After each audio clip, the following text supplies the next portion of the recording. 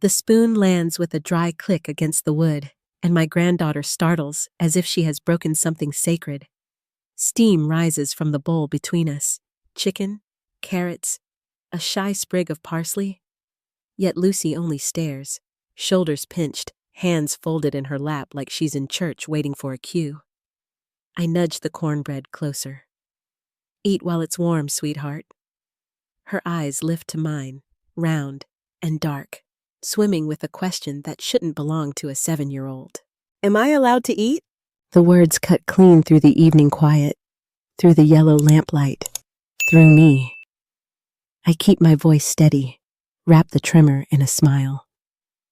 Of course you can. The permission breaks something open. Tears spill, quick and helpless. She swallows a sound and the spoon wobbles again, as if even hunger needs authorization.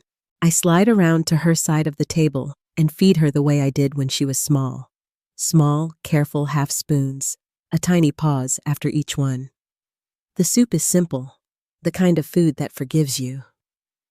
She takes it, shivering now and then, eyes darting to me after every bite. In the living room, the old TV runs a cartoon with laughter like tin bells. Lucy doesn't laugh. She curls into the corner of the couch with a pillow clasped to her chest, watching me the way a sparrow watches the sky. When I set down a glass of warm milk, she touches it with both hands, checks my face. Can I drink it? I nod and watch her sip, as if the glass might be snatched away.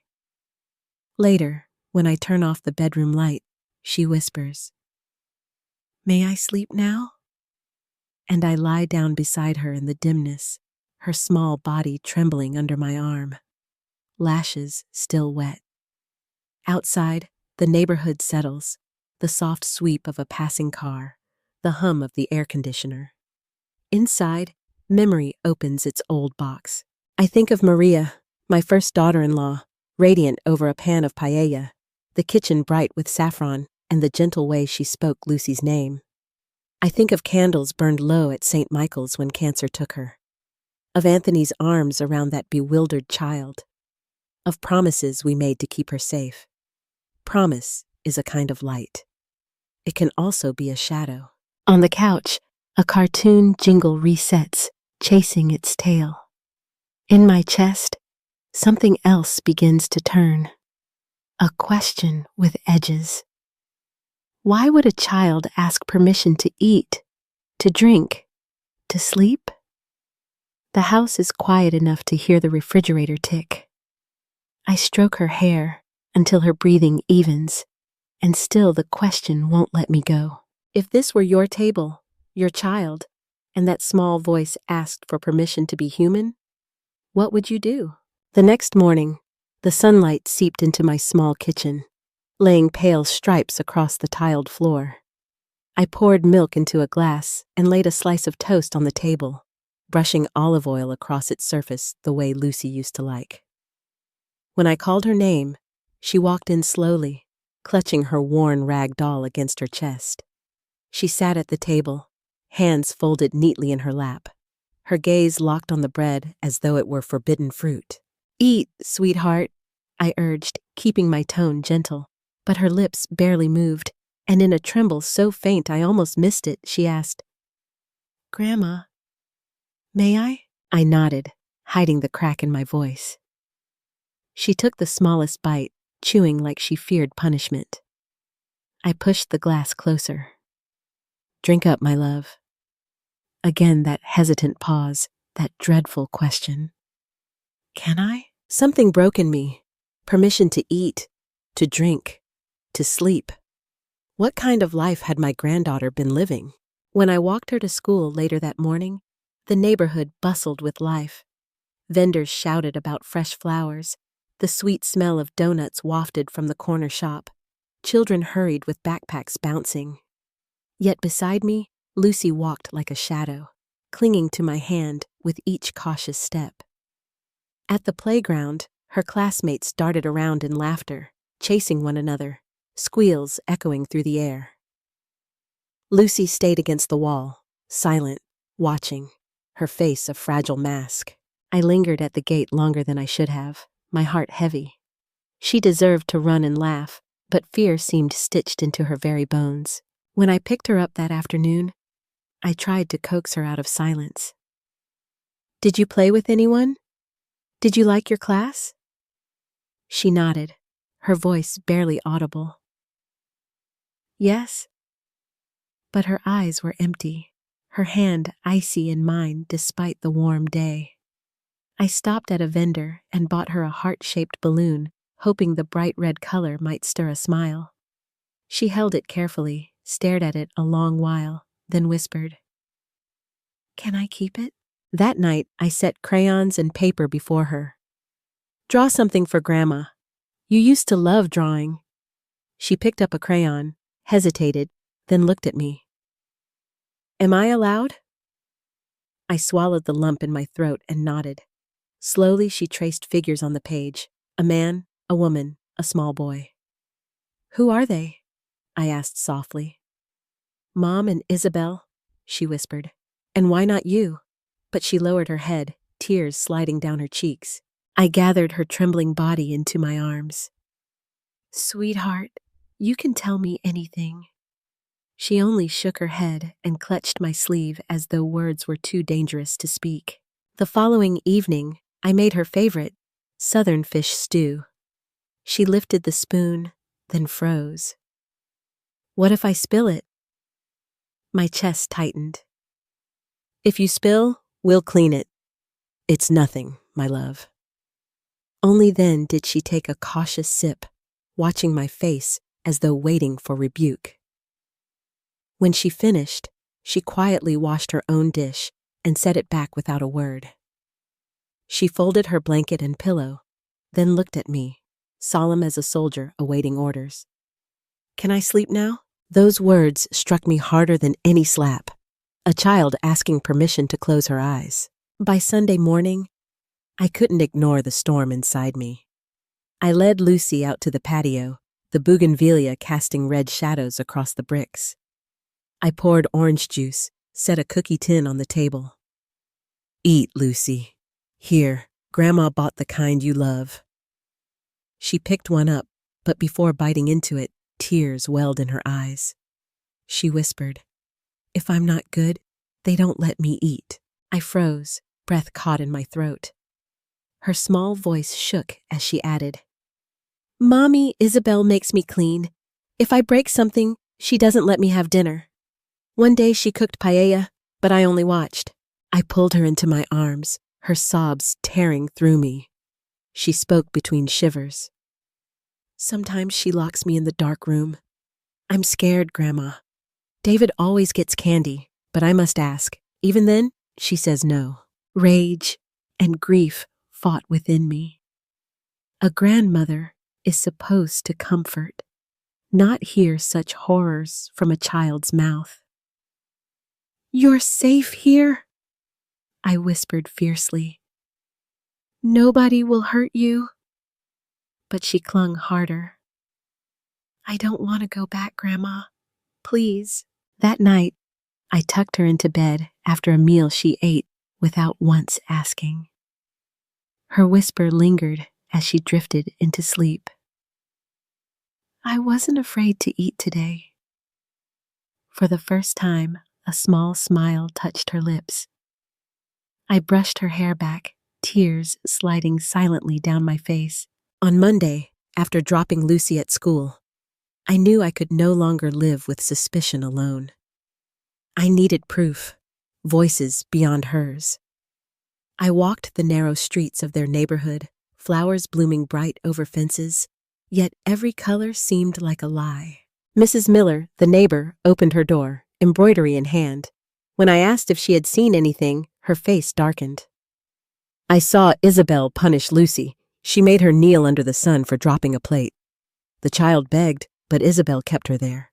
The image hit me like a blow. My hands shook. "Was there more?" She sighed. She always shut the gate, shouted at me to mind my own business. But the look in that child's eyes, not a child's look. I thanked her, heart pounding.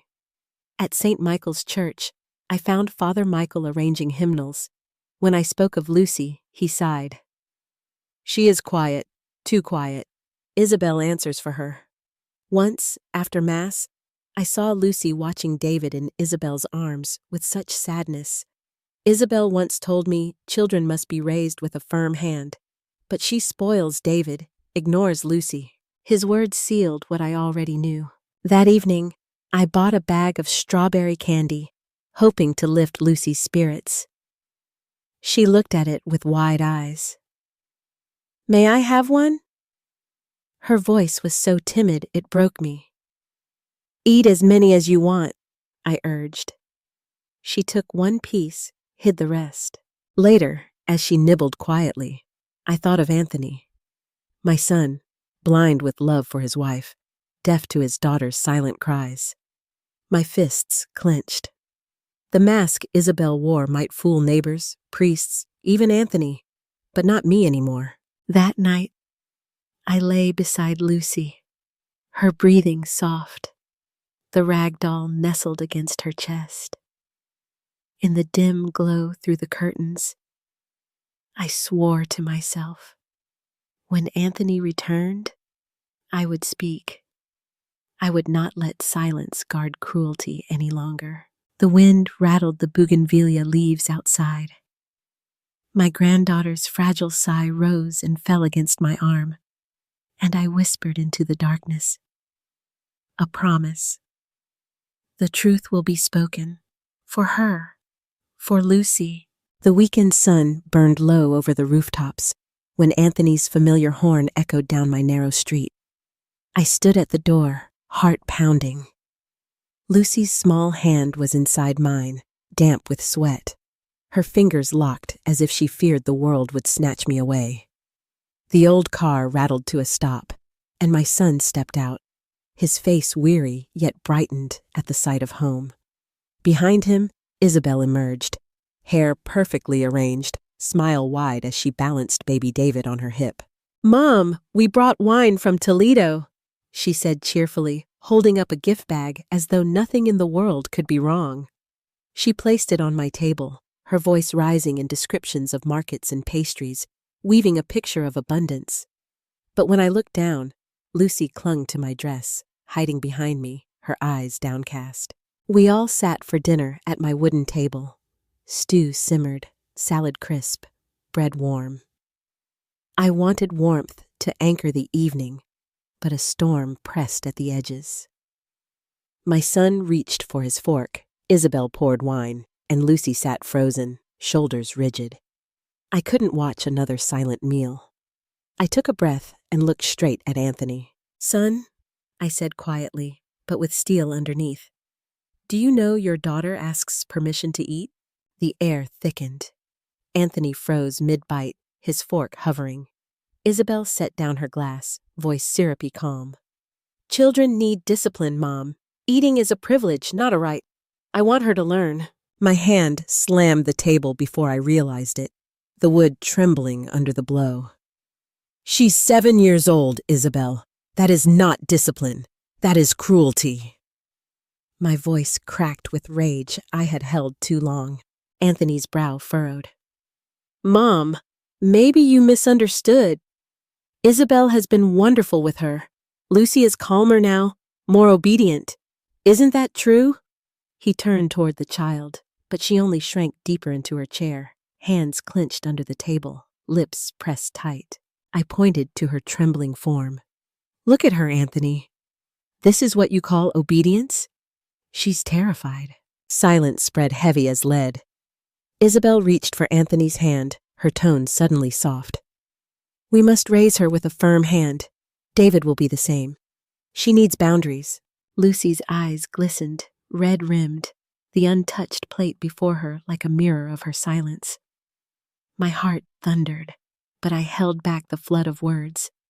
I knew, if I spoke of Mrs. Miller, of Father Michael, of everything Lucy had whispered, Anthony would recoil, blind in his love for Isabel.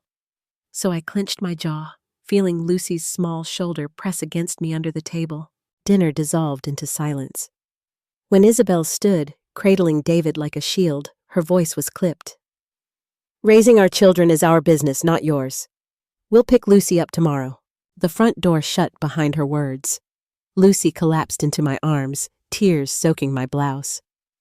Grandma, don't let me go back. That night, I didn't sleep.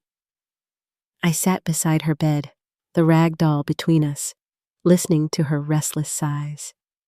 At dawn, as the first light pierced the curtains, I brewed coffee with shaking hands and planned. By morning, their car pulled up again. Isabel stepped out, lips tight, David squirming in her arms. Anthony followed, his shoulders bent under invisible weight. "Lucy," he called, forcing cheer into his voice. "Pack your things. We're going home." Lucy's face drained of color. She pressed the rag doll against her chest, eyes wide with panic. She shook her head, tears already falling. "I don't want to go, Grandma. I'm scared." Her cry shattered the air. Anthony halted mid-step, confusion clouding his features. "Honey, what's wrong? Daddy's here." He crouched, arms open, but Lucy darted behind me, sobbing. Isabel's voice snapped sharp as a whip. "Lucy, stop this nonsense! Come here now!" The child buried her face in my shoulder, shaking. My own fury surged. I turned to my son, voice trembling but resolute. "Enough, Anthony. Look at your daughter. She's terrified to return. That is not a tantrum. That is truth." Anthony staggered back, pale, lost. His cigarette trembled between his fingers before it fell, forgotten, to the floor. Isabel sneered, her voice rising. "She's lying. Mrs. Johnson is filling her head with nonsense. She's spoiling her. This is our family." I stepped forward, Lucy locked in my arms, and pulled my phone from my pocket. "No, Isabel. This stopped being just family the moment you denied a child food, the moment you locked her in the dark. This is law now."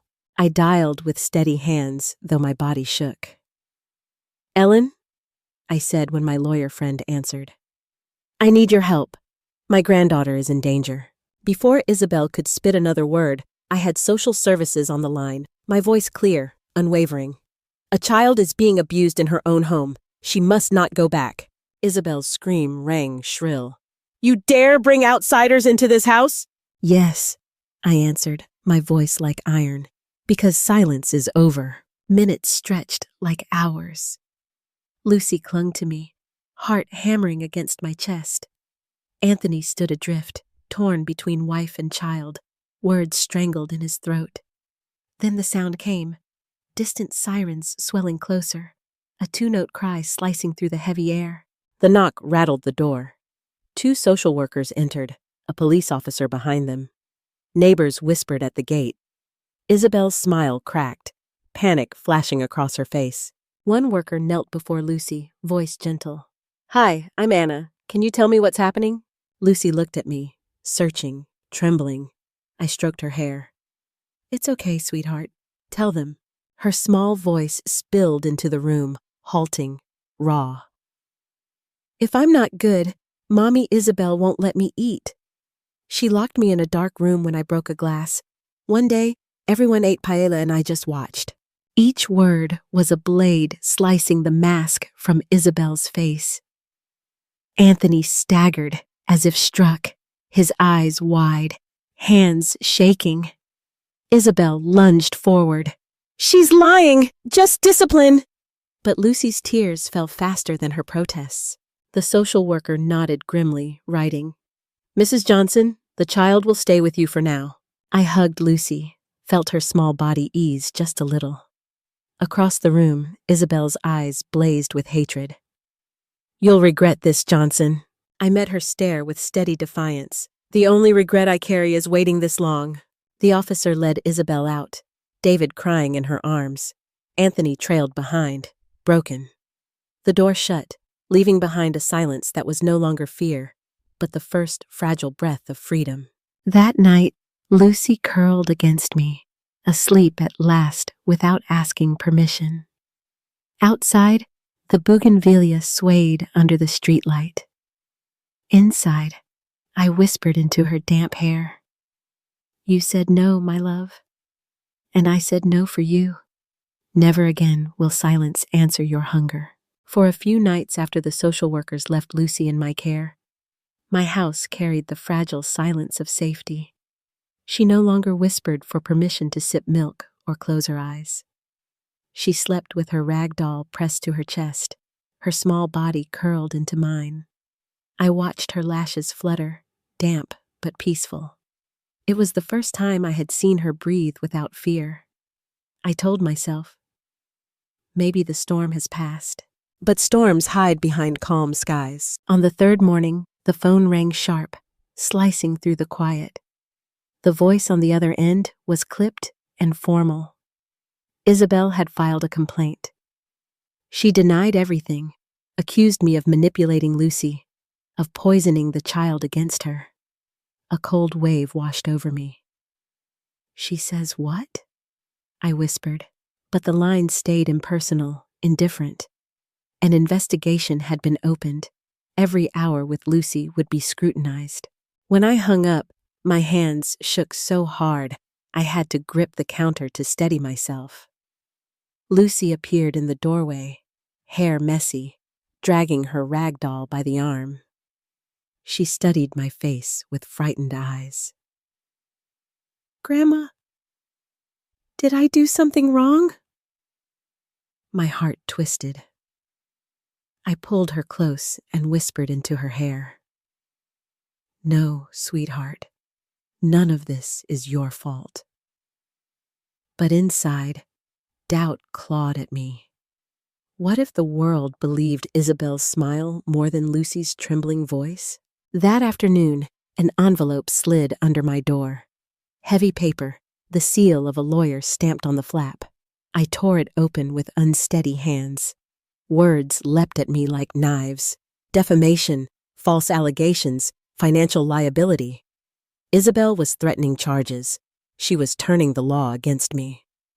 The letter trembled in my grasp until I shoved it into a drawer. The door creaked. Lucy stepped into the kitchen holding a red balloon from school. She stopped when she saw my face, pale and strained. Grandma? She asked softly. I forced a smile, pushing the drawer closed. It's nothing, love. Let's put that balloon in water so it lasts longer. My voice cracked despite myself. That night, I couldn't sleep. I sat by the window, the bougainvillea brushing the glass, shadows swaying across the floor. Old memories filled the silence. Maria laughing over a pot of paella, her voice lilting like sunlight, Lucy toddling at her skirt. I had promised Maria at her funeral that Lucy would always be safe. Now the promise felt fragile, like glass slipping through my fingers. The days blurred gray. Lucy's drawings piled up on the kitchen table. Stick figures with wide eyes and mouths sealed shut. Each one pierced me. I folded them carefully, slid them into a drawer, afraid they would one day serve as evidence, not just art. Then Anthony came. He looked older, thinner, his shirt creased, his eyes bloodshot. The smell of cigarettes clung to him. He stepped into the living room and reached for Lucy, his hands trembling. She darted behind me, clutching my skirt. The pain on his face was unbearable. Sweetheart, he said, voice raw. Daddy loves you. But Lucy only shook her head, eyes brimming with tears. He turned to me, desperation cutting through his words. Mom, what are you doing? Isabel says you're filling her head with fear. You're turning her against us. Anger surged through me, but it came out flat, heavy with exhaustion. Anthony, do you think a child invents hunger? Do you think she invents being locked in the dark? She doesn't know how to lie about pain like that. His eyes flickered, his mouth opened and closed, but no answer came. He turned away, shoulders sagging under a weight he refused to face. He left without another word. That evening, another knock. A woman introduced herself as a caseworker, clipboard in hand. She moved briskly through my home, checking the kitchen cupboards, the state of Lucy's bed, the food in the fridge. Her eyes softened when she saw Lucy's careful drawings taped to the fridge, but her tone stayed neutral. Until the court decides, both parents must continue contact. That includes Isabel, once she is released pending trial. Her words struck like a hammer. I leaned against the door after she left, breath shallow. Lucy pressed her rag doll into my hands, whispering, "Don't cry, Grandma." Her small voice broke me. She was only 7, yet she was already trying to comfort me. For days after, despair filled the house like heavy smoke. I cooked without tasting, folded laundry without noticing. At St. Michael's, I lit candles until the wax pooled thick around my prayers.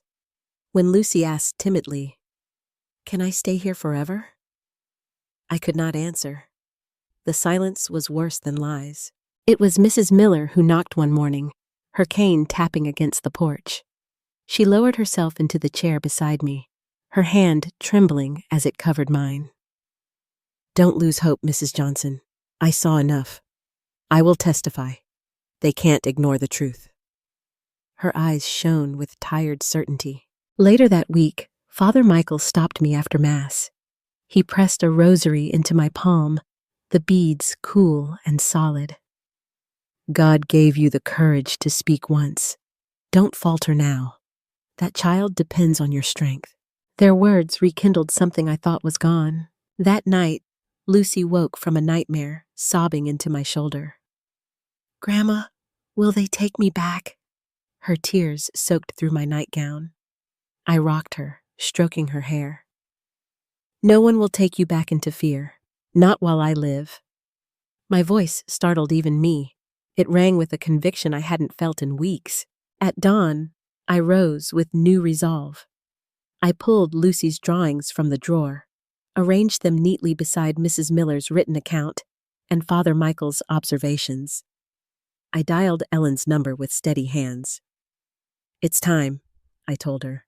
"I won't be silent anymore." The day became a flurry of papers and ink. I labeled envelopes, wrote dates, compiled testimony. My hands no longer shook.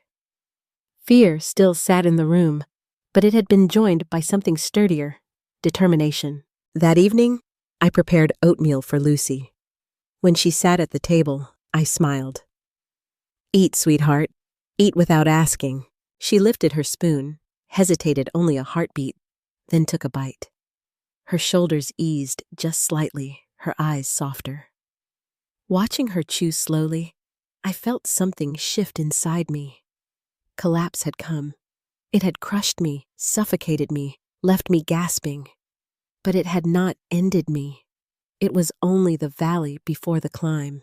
Outside, the bougainvillea swayed in the late sun, crimson blossoms catching the light like sparks. I looked at them, then at my granddaughter, and I knew the time for silence was over. The time for battle had arrived. The courthouse smelled of polished wood and distant ink, the air heavy with whispers that clung to the walls. I walked through the echoing corridor with Lucy's hand wrapped tightly in mine, her rag doll tucked against her chest like a shield. Every step felt like a march into battle. Ellen, my lawyer, carried a folder under her arm, its corners swollen with evidence, statements, and sketches that no one should ever have had to draw. Lucy squeezed my hand, her eyes wide, her lips pressed together. "Grandma," she whispered, "will they believe me?" I bent low, close enough for her to hear the steadiness I was forcing into my voice. "They will, sweetheart. Today, your voice will be louder than silence." Inside the courtroom, Isabel sat poised in a crisp dress, hair smooth as glass, David perched on her lap. Her smile was dazzling, calculated. Anthony sat beside her, his suit wrinkled, his face pale. He glanced at me once, then quickly away, as if the weight of my gaze might shatter him. The judge entered, the gavel struck, and the proceedings began. Ellen rose first. She set Lucy's drawings on the table one by one. Crayon lines of crooked figures, eyes too big, mouths sealed shut. "These are not the drawings of an ordinary child," Ellen said, her voice steady. They are the silent testimony of a girl who has been forced to live in fear. Isabel's lawyer sprang up. Your Honor, children imagine monsters. These sketches prove nothing. They're the inventions of a fanciful mind. But Mrs. Miller was called to the stand. She clutched her handkerchief, her voice trembling yet clear. I saw Isabel punish the girl. She made Lucy kneel under the burning sun after dropping a plate. The child cried and begged. Isabel ignored her. Gasps rippled through the room. I saw Anthony shift uneasily, his jaw tightening. Then Father Michael walked forward, his white hair gleaming under the lights. He rested his hands on the rail, his voice quiet but resolute. Lucy was silent in a way that no child should be. Isabel excused it as shyness, but I know shyness. This was fear. I watched her eyes follow her brother in Isabel's arms with a sadness far too old for her years. Isabel's lawyer tried to dismiss him. Father, surely you understand grief can— Father Michael cut him off, his tone firm. Grief does not make a child ask permission to eat bread. The words struck like thunder. Then came Lucy's turn. She was too young to face the courtroom directly, so her recorded testimony was played. Her small voice, trembling yet clear, filled the room. If I'm not good, Mommy Isabel won't let me eat. One day, they all had paella, and I only watched. She locked me in the dark when I broke a glass. Each syllable pierced the air like a blade. I watched Anthony's face crumple. He bent forward, elbows on his knees, covering his mouth with both hands. Across the aisle, Isabel's mask cracked. Her smile faltered, her nails dug into her palms. She's lying, she hissed, voice shrill. It's discipline. Children must learn. The judge's gaze was cold. Denying food to a child is not discipline. Locking her in darkness is not discipline. It is abuse. My chest swelled with a surge of vindication and grief. I held Lucy's hand, felt her trembling subside just a little. The defense tried to claw back control. Isabel's lawyer produced photographs of birthday cakes and family outings, insisting she had cared for Lucy as her own. She is a devoted mother, he declared. This grandmother resents her and has poisoned the child's mind. I could hardly breathe. I wanted to shout, to tear those lies apart, but Ellen's hand on my arm reminded me, patience. When it was her turn again, she placed another photo before the court. It was one I had taken months ago. Lucy standing on my porch with a red balloon. Her shoulders hunched, her eyes hollow, her smile non-existent. This is not resentment, Ellen said softly. This is neglect carved into a child's face. Silence pressed down on the room. Even the judge leaned forward, staring at the photograph. Anthony was called to testify. He walked to the stand slowly, his head bowed. When asked if he had ever seen signs of mistreatment, his voice cracked.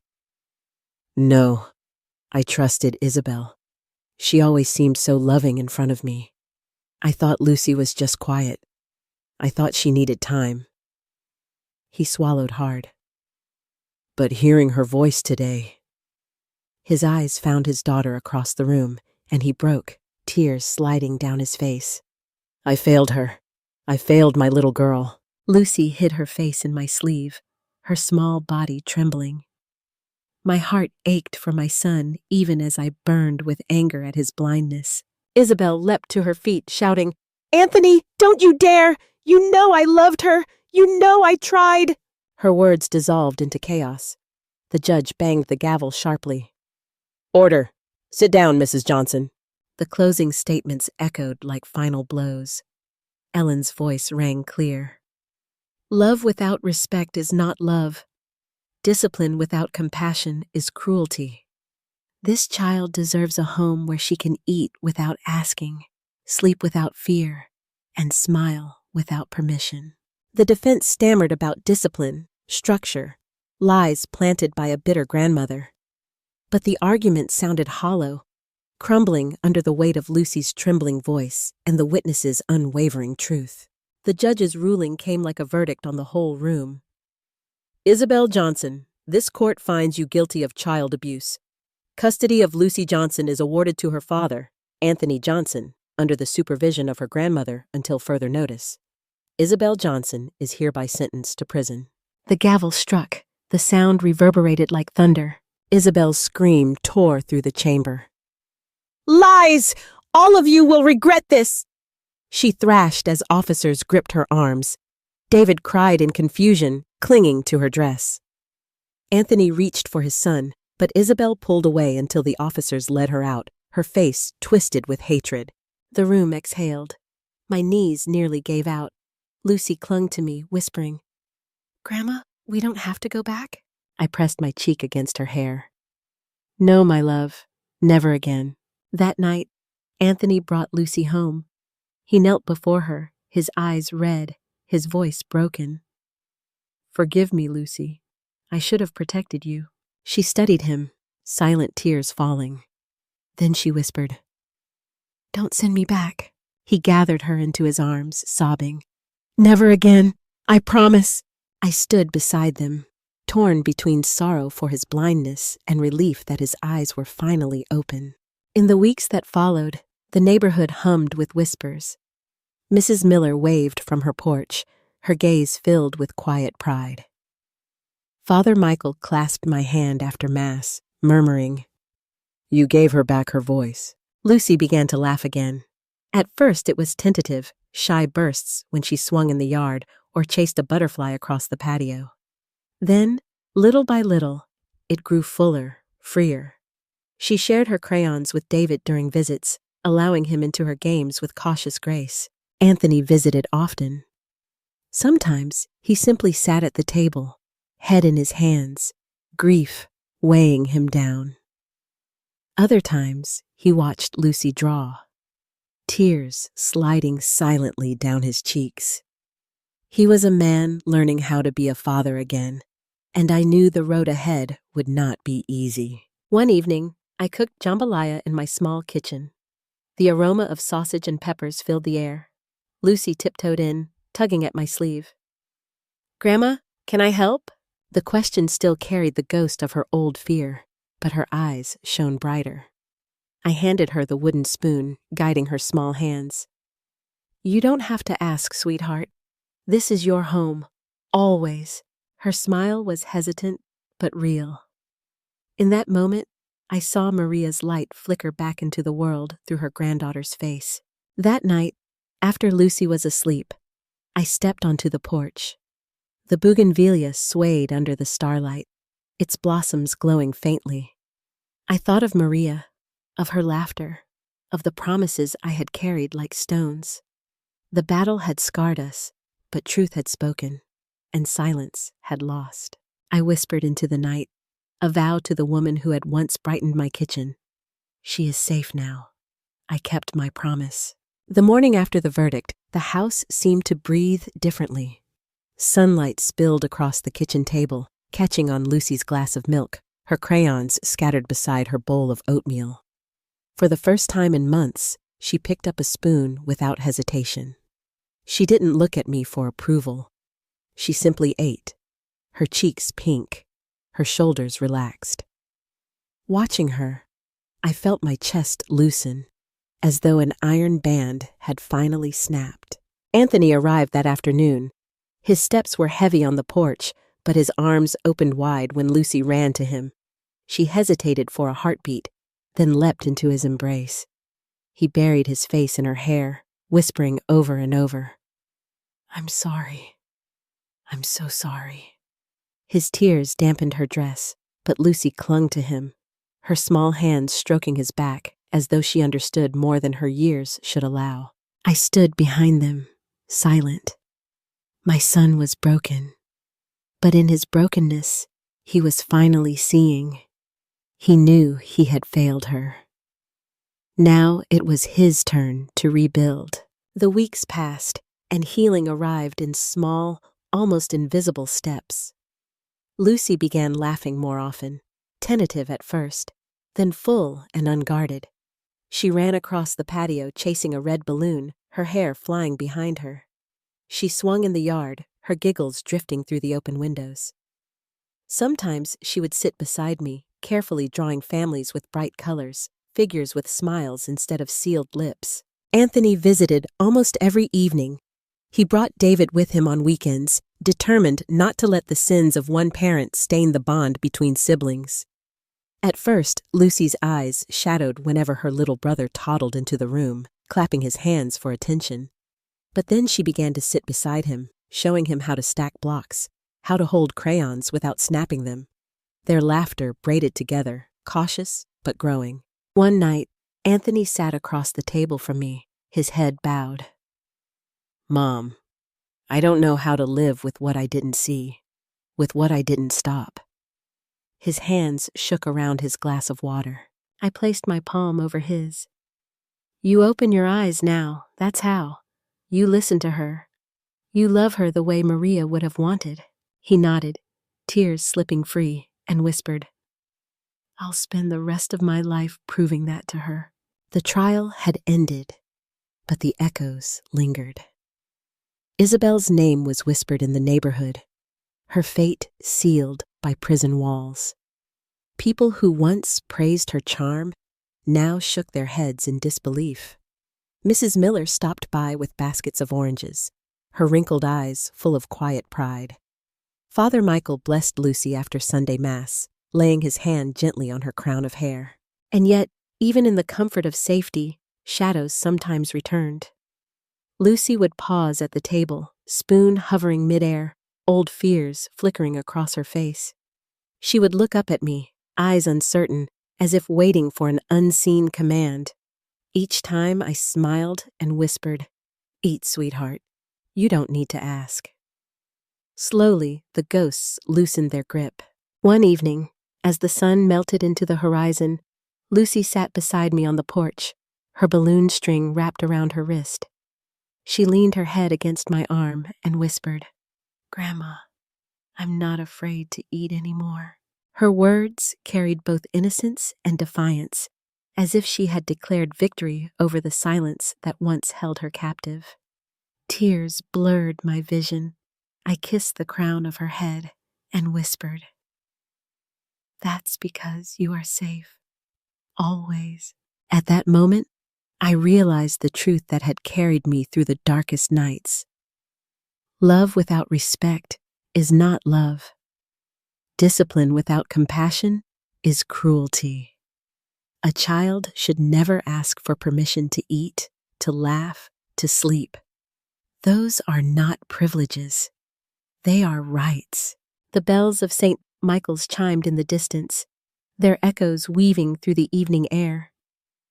Lucy ran across the patio with David, her laughter chasing away the shadows. Anthony stood by the gate, watching his children with eyes full of both grief and hope. I sat on the porch, my heart steady for the first time in years. I had lost Maria to illness, but I had kept her promise alive. Lucy was smiling again. The darkness had been dragged into the light, and truth had triumphed. To those listening to my story, I want to leave this. Never mistake control for love. Never call cruelty discipline. The smallest voices, the ones that tremble and whisper, often carry the loudest cries for help. If you are a parent, a grandparent, a neighbor, listen, pay attention, because silence can wound more deeply than words. Justice may stumble, but it arrives when we refuse to look away. And when love is armed with courage, even the smallest child can step out of the shadows and reclaim her voice. So I ask you now, if you were in my place, what would you do? Would you remain silent to keep peace? Or would you speak to protect truth? Lucy's laughter rings in my ears still, a melody brighter than any church bell. It is the sound of survival, of hope, of tomorrow. And as long as I live, I will guard it, because love without respect is only an echo. But love that listens, protects, and believes, that is the foundation of a family, unbreakable even by storms.